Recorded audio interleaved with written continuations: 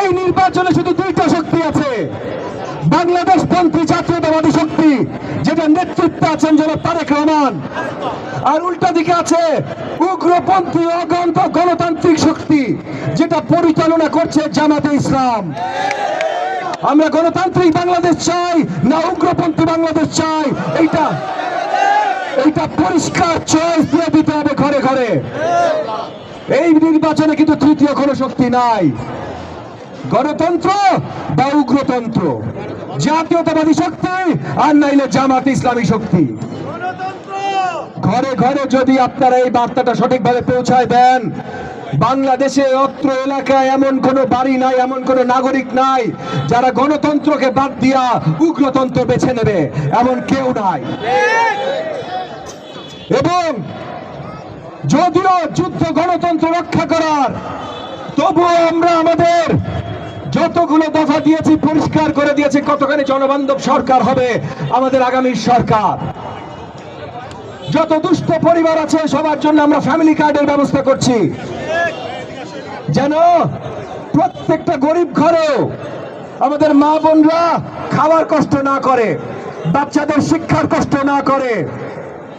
আমরা বেকার ভাতার ব্যবস্থা করছি, আমরা পরিষ্কার দেখিয়ে দিয়েছি যদি আমরা সরকারি দায়িত্বে আসি তাহলে প্রথম 18 মাসের ভেতরে আমরা কিভাবে নতুন 1 কোটি চাকরি তৈরি করব,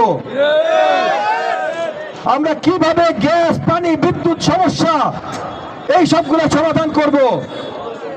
আমি প্রত্যেকটা ঘরে ঘরে যখন যাচ্ছি পরিষ্কার করছি অত্র এলাকার সন্ত্রাস সমস্যা আমরা কিভাবে দমন করব।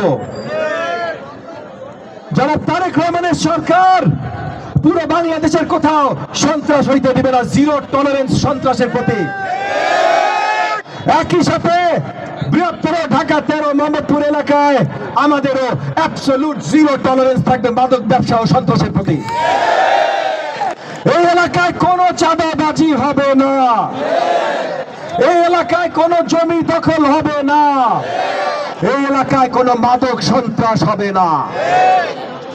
তো সবকিছুই কিন্তু জাতির জন্য, নাগরিকদের জন্য, এলাকাবাসীদের জন্য আমরাই করব। কারা করবে? ধানের শীষ করবে। কারা করবে? ধানের শীষ।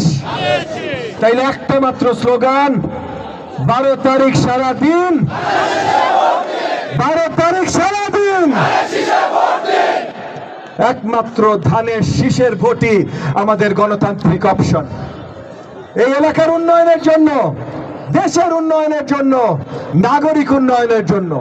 এবং আজকে এই প্রচারণার প্রথম দিনে এই মঞ্চে দাঁড়িয়ে আমাদের মহান ত্যাগী নেতা বেগম খালেদা জিয়ার শোকের দোয়া মাহফিলে দাঁড়িয়ে আমি আপনাদের কাছে প্রতিজ্ঞা করছি, আমি যতদিন আপনাদের মাঝে আছি ততদিন কোন সন্ত্রাসবাজি, চাঁদাবাজি, মাদক ব্যবসাকে আমি একটুও আগায় যাইতে দিব না।